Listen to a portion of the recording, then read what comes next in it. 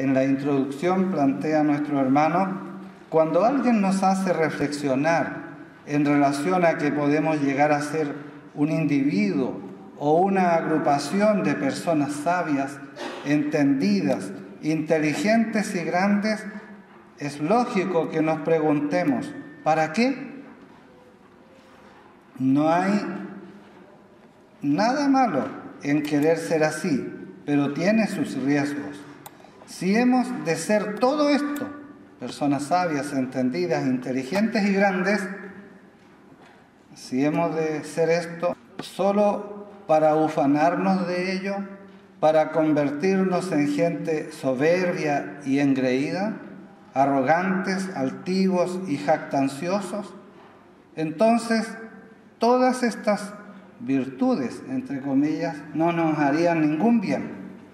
Tampoco seríamos una fuente de bendición para los demás pueblos si tomamos en cuenta el contexto. Si temporalmente nos ubicamos en nuestro tiempo, diríamos para las demás iglesias. Naturalmente que esta propuesta que es del Señor implica y demanda una gran responsabilidad. Primero dice, para que hagáis. Luego agrega, enojos de los pueblos, los cuales oirán todos estos estatutos. El apóstol Pedro lo entendió muy bien y en primera de Pedro 2:9 nos dice, mas vosotros sois linaje escogido, real sacerdocio, gente santa, pueblo adquirido, tantos pergaminos, para que anunciéis las virtudes de aquel que os ha llamado de las tinieblas a su luz admirable. Esta es nuestra tarea. Alguien nos puede preguntar, pero ¿qué es lo que nos tienen que decir, comunicar o anunciar? ¿Cuál es vuestro patrimonio y cuál es vuestra identidad? ¿La tenemos? ¿Tiene identidad esta confederación? Claro que sí. La invitación entonces es esta: considerar, analizar y apreciar nuestros elementos de identidad, más allá de que tenemos nuestras propias ponencias doctrinales, de administración y de formas diferentes en algunos matices. Somos capaces de respetar esas diferencias, convivir amigablemente con ellas y juntos construir a la luz de la Biblia estrategias para cumplir aquello tan hermoso y necesario, es decir, la defensa de la pureza del Evangelio. Reiteramos, y hemos de ser reiterativos, el compromiso de conocer que nos une, distinguir esos lazos de unidad, valorarlos, comunicarlos y mantenerlos. El primer punto de identidad, la liturgia particular. Respetamos a quienes son distintos a nosotros. Entendemos que dentro del mundo evangélico existe algo que llamamos diversidad. Cada iglesia tiene, entre comillas, derecho a hacer como quiera hacer. Dios no ha fabricado creyentes con moldes para que seamos todos iguales en todas partes del mundo. Ahora bien, nuestro deber es ser como el Señor quiere que seamos y le adoremos como Él quiere que le adoremos. Es por esta razón que Él dejó normas muy claras en su palabra. Recordemos, por ejemplo, la insistencia que hace a Israel en Levíticos 23, donde se menciona al menos 6 veces la palabra solemnidades y se usa en 8 ocasiones la expresión santa convocación. Si esto no queda aún claro para los creyentes, diremos que es muy diferente la forma en cómo los pueblos paganos adoraban y adoran a sus dioses, incluso los que tenían conocimiento del Dios verdadero, como en el caso en que se cita en 1 de Reyes 18, 26 y 28, comparado con lo que se nos recomienda en 1 Corintios 14, 40. Por si acaso, voy a buscar 1 de Reyes 18, porque no está mencionado. 1 de Reyes 18, 26. Dice: y ellos tomaron el buey que les fue dado y aprestáronlo e invocaron en el nombre de Baal desde la mañana hasta el mediodía, diciendo: Baal, respóndenos. Mas no había voz ni quien respondiese. Entre tanto ellos andaban saltando cerca del altar que habían hecho. Y el 28, y ellos clamaban a grandes voces, y sajábanse con cuchillos y con lancetas, conforme a su costumbre, hasta chorrear la sangre sobre ellos.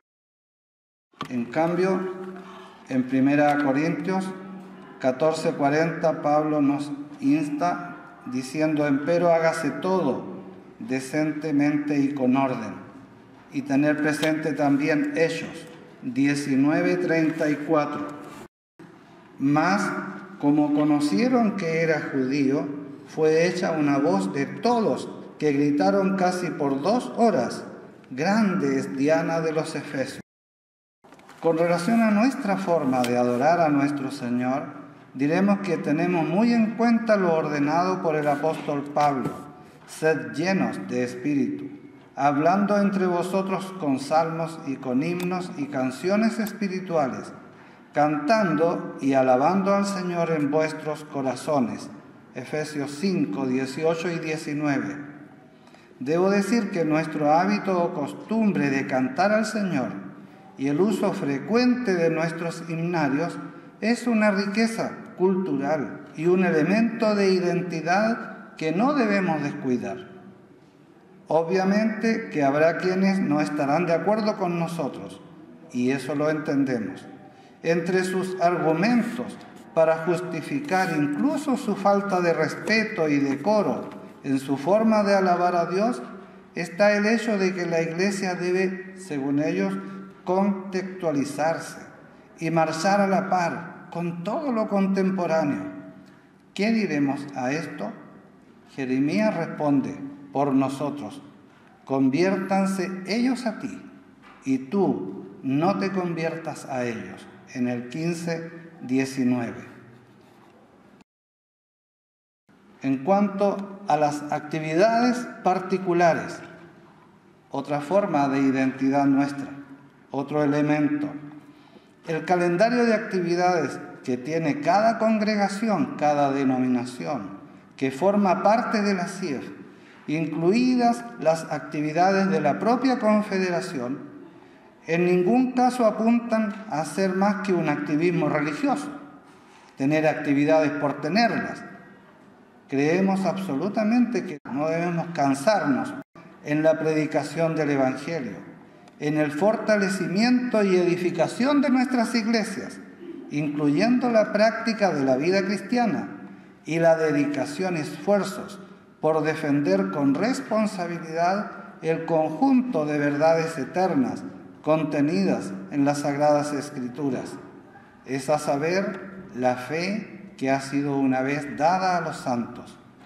Así tenemos, como hoy, nuestros congresos de CIEF, congresos por iglesias, campamentos, cursos de instrucción bíblica y pedagógica, cursos de música, seminarios, cultos, estudios bíblicos, escuelas bíblicas dominicales, reuniones de jóvenes, de sociedades femeninas, reuniones de presbiterio, juntas pastorales y, naturalmente, conferencias durante el año de la CIEF.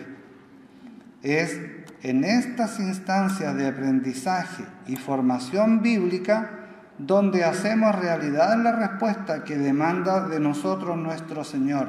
Él nos dice: mirad, yo os he enseñado estatutos y derechos. Aquí mirad es considerad, tened en cuenta, apreciad, valorad y haced.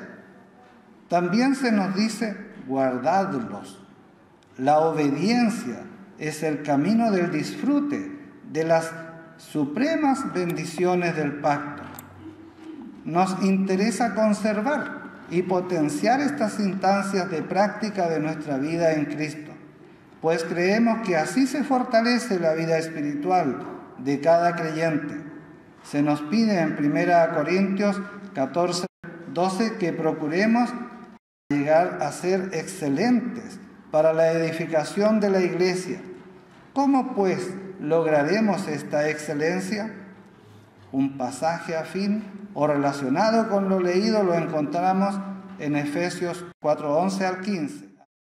Aquí la causa de ser aptos para la edificación de la iglesia es seguir la verdad en amor. ¿Y qué es la verdad? Cristo responde: santifícalos en tu verdad. Tu palabra es verdad. En Juan 17:17. Es así como encontramos en nuestro seno otro elemento de identidad de un cristiano bíblico y fundamentalista: el amor por la palabra de Dios, fidelidad en nuestras reuniones y de carácter espiritual, el aprecio y valoración por lo que hacemos y cómo lo hacemos. Y por supuesto, sin olvidarnos que si tenemos estas expresiones de riqueza cultural, todo ello es para la gloria de Dios.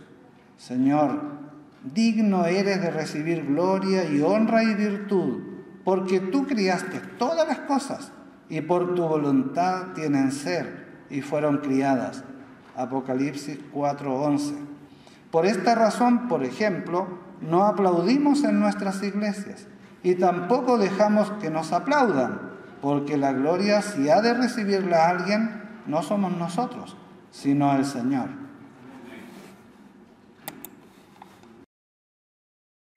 El tercer punto es los bienes particulares. Naturalmente que dentro de nuestra identidad evangélico-fundamentalista está el hecho de una buena formación teológica y doctrinal. Y no es que pretendamos y anhelemos la búsqueda de la erudición bíblica como un fin en sí mismo. Tampoco es algo que debemos descuidar. Ya lo dice el apóstol Pablo, que el hombre de Dios sea perfecto, enteramente instruido para toda buena obra. Segunda a Timoteo 3:17.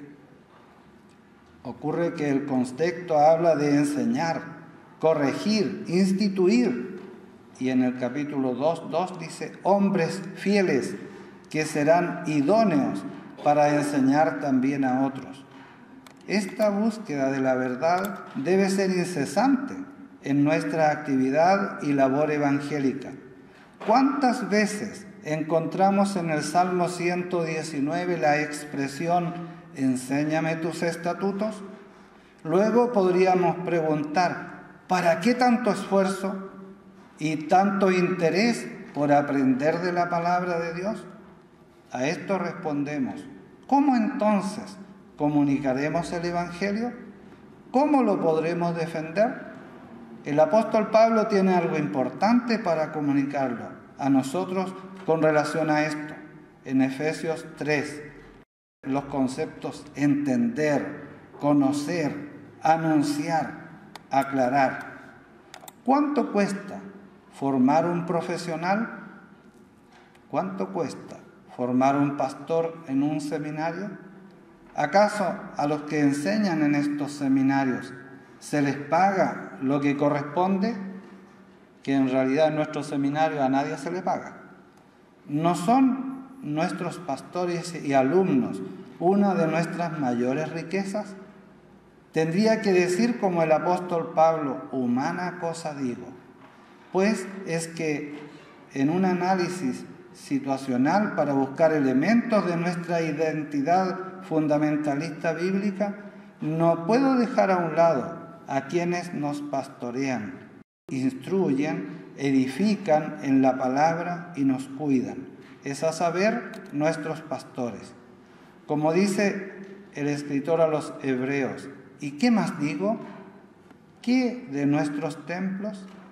Están igualmente en nuestros lugares de campamento, revistas, literatura, materiales de escuela dominical y más. Recuerden, todo para la gloria de Dios. Y cosmovisión evangélica similar. Una cosmovisión de mundo es como yo veo, entiendo y me explico el mundo, a la creación como tal.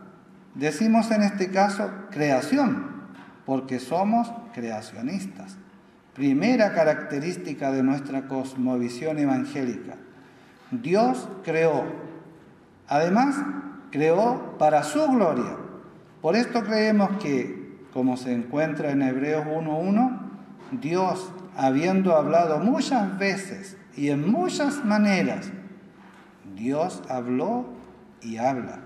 Reiteramos y sostenemos que una de estas maneras es la revelación especial de las Sagradas Escrituras, la Biblia, y que en ellas está presente todo el consejo de Dios para los hombres, al menos lo que Dios quiere que sepamos de Él y de su creación. La centralidad de los elementos de identidad de un cristiano fundamentalista bíblico es que sostiene que toda la Biblia es la palabra de Dios, completa, perfecta, inerrable y suficiente.